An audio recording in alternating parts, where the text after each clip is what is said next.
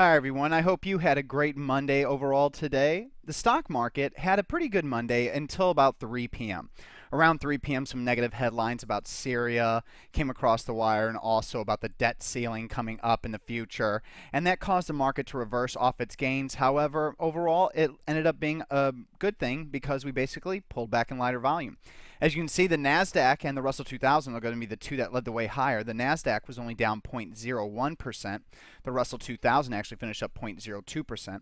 The New York Stock Exchange, the S&P 500, and the Dow Jones Industrial Average, they all fell about 0.40%, leading the way lower. And if you look at the relative strength line here of the Dow Jones Industrial Average, you'll see that it's trending lower quite nicely, while during that same time, the NASDAQ's trending higher. That is your biggest hint as to where you should be investing in this market.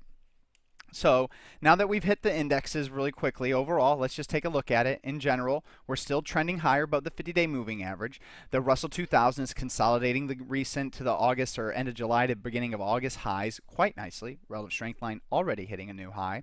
And the same can be said even in the S&P 500 as it's digesting its gains relatively well overall. So when we look at the indexes the way it is, it does appear that if this consolidation and tight price action continues, we might resolve the way higher. Since we don't have any sells tonight, and we don't at all, partial or complete, I can go ahead and focus on what I want everybody to be looking at. So right now, you see these red lines on the top? I'm putting hard buy stop orders on UTHR, Celgene. Do you see that? Where that is exactly where my buy stop is going to be, right around that area. Lope is another one I'm considering, but I think I'm going to pass on it.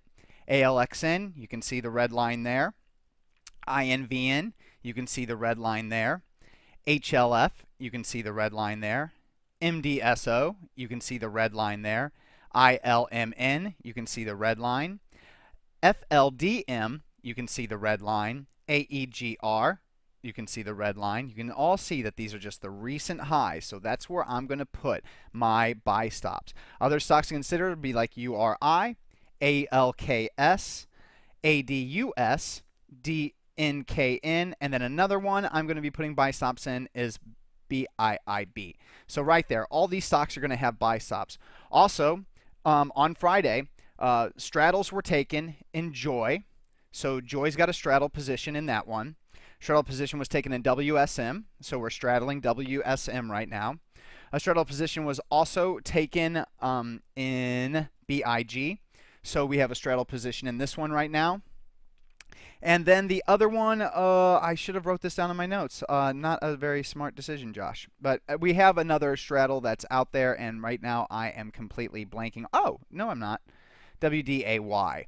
We have a straddle on WDAY. So we'll see how that turns out in the upcoming week. Also, overnight positions, we have a long signal, speculative long signal in a biotech hottie. VNDA is breaking out of a cup with handle pattern. As you can see on an arithmetic chart, it's a little, wild compared to the old price action during the uptrend in April to June, but still overall excellent consolidating on very low volume, some huge accumulation within that base, within this handle, and now it's starting to resolve itself to the upside. With biotech being a hot group, it makes sense to get long.